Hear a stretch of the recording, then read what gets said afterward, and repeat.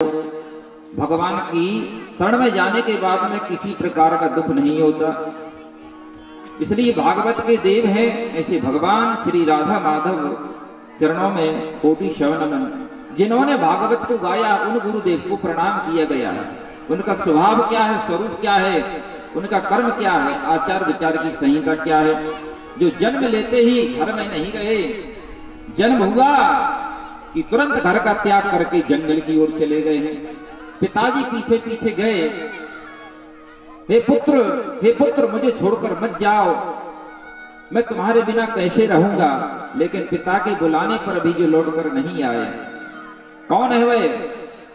यम प्रभजन्तु मनपेतमपेत कृत्यम द्वैपायनो विरह कातरया जुहाव पुत्रेति तन्मयतया तरवो विनेदुष तम सर्वभूत हृदयं मुनिमानतोऽस्मि तम सर्वभूत हृदयं मुनिमानतोऽस्मि।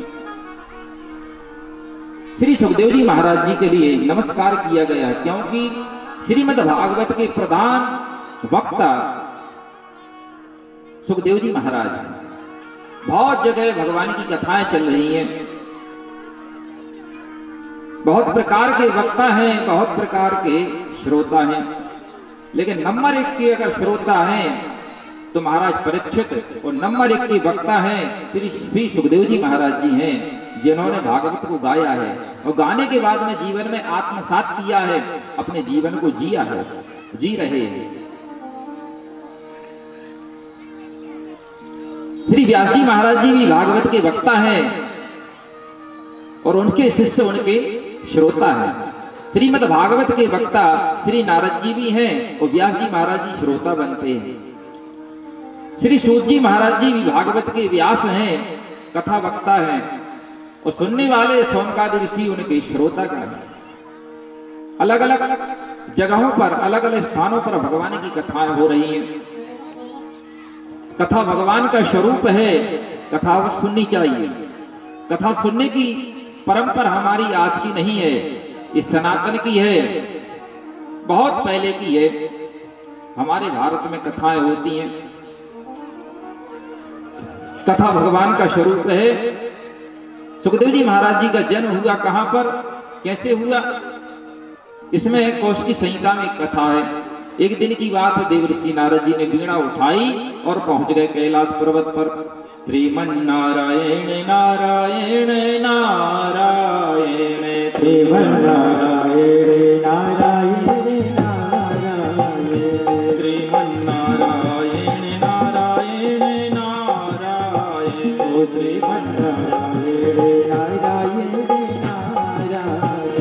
श्रीमन्नारायण नारायण नारायण श्रीमन्नारायण नारायण नारायण श्रीमन्नारायण नारायण नारायण लक्ष्मी नारायण नारायण नारायण लक्ष्मी नारायण नारायण नारायण श्रीमन्नारायण नारायण नारायण श्रीमन्नारायण नारायण नारायण सत्यनारायण नारायण नारायण सत्यनारायण नारायण नारायण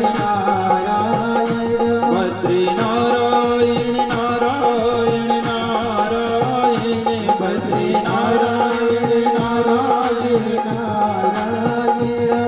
श्रीमन्नारायण नारायण नारायण श्रीमन्नारायण नारायण नारायण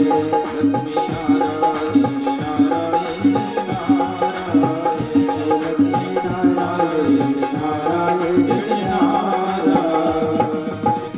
देवर्षि नारद जी अचानक कैलाश पर्वत पहुंचे, भोले बाबा को प्रणाम किया। प्रणाम करने के बाद में सीधे भगवती पार्वती मैया के चरणों में प्रणाम किया। अरे लाला, बहुत दिन में आयो, कहाँ दिखाई नहीं दिया आजकल, दर्शन ही ना हो गए। नारद जी ने कहा, मैया कहा बात है, आजकल संसार में आना जाना मैंने बंद कर दिया है। क्यों? इसलिए बंद कर दिया, संसार में लोग प्रेम कम करते हैं, कपट ज्यादा हो गया। छल की बात करते, कपट की बात करते हैं। ऊपर से लोग हंसते हैं लेकिन अंदर से कपट करते हैं। इस संसार का स्वभाव हो गया है। ऐसे कपटी लोगों के पास में मैंने जाना बंद कर दिया है। मैया भगवती पार्वती मैया ने कहा अच्छी बात है, लेकिन हमारे कैलाश में तो सब सुखी हैं, यहाँ पर कोई कपट नहीं है, छल नहीं है। नारद जी के ने गहरी सांस ली, हंसे। क्यों? क्या तुम्हारे लिए कोई ऐसा दिखता है यहाँ पर कैलाश पर्वत पर जो एक दूसरे से भेद करते हो, कपट करते हो, छल करते हो? नारद जी ने कहा ना, ये देखो ऐसी बात है, अब मेरे से तुम सत्य मत कहा। अगर मैं सत्य कह दूंगा हो सकता है तुम्हें बुरा लग जाए। क्यों? क्या भोले बाबा मेरे में कोई कपट है क्या? नारद जी ने कह दिया तो बता दूं? हाँ। भोले बाबा की गले में कितने प्रकार की माला है? पार्वती मैया बोली बहुत प्रकार की मालाएं पहनते हैं भोले बाबा। कमलगट्टा की माला पहनते हैं, रुद्राक्ष की माला पहनते हैं, कमल के पुष्पों की माला पहनते हैं और मुंडों की माला पहनते हैं। नारद जी ने कहा भोले बाबा तुम्हें बहुत चाहते हैं, तुम भी भोले बाबा शंकर भगवान को बहुत चाहती हो। उन्हीं के दरबार में कथा हो रही है, बोलो वृंदावन बिहारी लाल की है। तुमने कभी पूछा है शंकर भगवान से कि भगवान शंकर के गले में जो माला मुंडों की, वह किसके मुंड हैं, किनके मुंड हैं? मैया ने कहा कभी अवसर नहीं लगा, मैंने कभी नहीं पूछा कि भोले बाबा के गले में आखिर ये मुंड किसके हैं, पूछना कभी। नारद जी इतना कहकर अंतर ध्यान मैया भोले बाबा के चरणों में आई, प्रणाम किया। भोले बाबा ने कहा देवी क्यों उदास दिखाई दे रही हो? तुम्हारी प्रसन्नता न जाने कहां चली गई। भगवती ने कहा क्या बताऊं, आजकल मेरा मन थोड़ा विचलित है। क्यों? नारद जी ने कुछ कह दिया है। भोले बाबा समझ गए नारद जी आ गए। नारद जी ने आग लगा दी। नहीं बोलो वृंदावन बिहारी लाल की जय। हाँ, नारद जी हैं। नारद तो नारद हैं, इधर की उधर मिला दें, इधर की उधर मिला दें। एक लोक रीति की युक्ति है,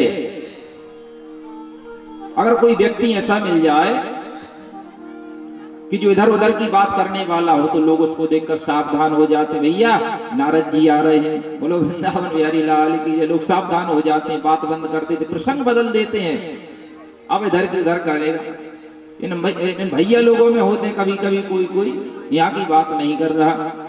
नारद और इन मैया में होती है मंथरा, बोलो वृंदावन बिहारी लाल की जय। मंथरा जिन्होंने अयोध्या के राज का बंटवारा कर दिया, ऐसी मंथरा। प्रणाम है देवियों, तुम्हारी बात नहीं है, बोलो वहां के बिहारी लाल की जय। नारद जी ने भोले बाबा के परिवार में विघ्न उत्पन्न कर दिया। माता ने कहा तुम मुझसे बहुत चाहते हो, यहाँ कपट नहीं करते, बिल्कुल नहीं। तो तुम्हारे एक गले में किनकी माला है, किसके मुंडों की माला है? भोले बाबा ने कहा देवी वैसे कहना नहीं चाहिए, अगर तुम पूछ ही रही हो तो ये मुंड किसी और के नहीं, तुम्हारे ही मुंड हैं। पार्वती मैया ने कहा दैया मेरे मुंड हैं? दैया मैं तो जीवित हूं। भोले बाबा ने कहा तुम्हारे इससे पहले 108 अवतार हो चुके हैं, तुम 108 बार धरती पर आ चुकी हो, जन्म ले चुकी हो। कारण ये कि तुम जन्म लेती हो मर जाती हो। मरने का कारण क्या है? भोले बाबा ने कहा तुम भगवान की कथा से दूर हो, भगवान की कथा में तुम जाती नहीं हो, जाती हो तो भगवान की कथा में विश्वास कम करती हो, भगवान पर अविश्वास कर लेती हो, इस कारण तुम्हारा ये होता है।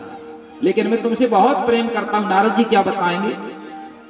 तुम मर जाती हो, तुम्हारा शरीर जब नष्ट होता है तो आपके एक मुंड को मैं अपनी माला में पोह लेता हूं, तुमसे बहुत प्रेम करता हूं। पार्वती मैया ने कहा अर्थात मेरा कौन सा जन्म है? शंकर भगवान ने कहा तुम्हारा जो अवतार है ये 109वां अवतार है, अब इसके बाद में तुम्हारा अवतार नहीं होगा। बोलो दुर्गा मैया की जय। आखिर में मरती क्यों हूं कि मैं कथा नहीं सुनती? इसलिए अगर कथा सुन लूं तो अमर हो जाओगी, मेरी तरह तुम अमर हो जाओगी। मेरा नाम है मृत्युंजय महादेव। अच्छा सुना दो कथा, अमर कथा। तो भगवान शंकर ने पार्वती मैया से कहा मैं तुम्हारे लिए अमर कथा सुना रहा हूं देवी, उस कथा सुनने के बाद में तुम अमर हो जाओगी, परंतु शर्त एक है कि कथा करते समय मैं तुम्हारे लिए बीच बीच में तुमसे पूछूंगा, तुम उत्तर देना। अगर कभी कभी मेरी कथा करते करते समाधि लग जाए तो समय तुम मुझे सावधान करते रहना, भूखा भरते रहना। पार्वती ने कहा ठीक है। शंकर भगवान ने कैलाश पर्वत पर अमर कथा कहनी प्रारंभ कर दी। अरे बिमल कथा कर कीने आरंभा, बिमल कथा कर कीने आरंभा, बिमल कथा कर कीने आरंभा, बिमल कथा कर कीने आरंभा, बिमल कथा कर कीने आरंभा, बिमल कथा कर कीने आरंभा, सुनत न साई काम मद दंभा, सुनत न साई और जगदंबा, सुनत न साई काम मद दंभा। जिनका श्रवण करने से कामादि षड्विकार नष्ट हो जाते हैं, ऐसी भगवान की अमर कथा है। तब कथा अमृतम, भगवान की संसार में कथा ही अमृत है। जबकि सुनिए सुधा देखिए गरल, अमृत केवल सुनने में आता है और जहर देखने में आता है। जहर तो कहीं मिल जाता भैया, अमृत की कहीं दुकान है जहां पर अमृत बिकता हो वह दुकान है श्रीमद् भागवत की कथा, वह विद्यालय भगवान की कथा। भगवान की कथा ही संसार में अमर है, इसके बाद में संसार में कोई भी अमर नहीं है। तब कथामृतम तप्त जीवनम कवि विरीडतम कल्मषापहम, कलयुग के दोषों को नष्ट करने वाली भगवान की कथा है। शंकर भगवान ने कहनी प्रारंभ कर दी। मैया ने सुना, कितना सुना? 11 वर्ष 11 महीने 29 दिन। जब शंकर भगवान ने कथा कहनी प्रारंभ कर दी तो शंकर भगवान ने सबको भगा दिया था, क्योंकि भगवान की कथा के सभी अधिकारी नहीं है। रसिका भुवि भाव कहा, भगवान के भक्त ही भगवान की कथा के सुनने के अधिकारी होते हैं। भगवान के भक्त हैं तो सभी लोग चले गए थे, कोई भी नहीं बचा था कैलाश पर्वत पर। केवल एक पक्षी का, सुख नाम का पक्षी था, उसका अंडा वहां पर पड़ा हुआ था। पक्षी भी भाग गए, भोले बाबा ने डमरू बजाई, कोई भी नहीं रहा, सबको भगा दिया। क्योंकि गूढ़ कथा है, गोपनीय कथा है, सभी भाग गए। कालांतर में समय के अनुसार उस अंडे में से एक पक्षी ने जन्म लिया जिनका नाम सुख हुआ। उन्होंने बाकायदा बराबर भगवान की अमर कथा सुनी।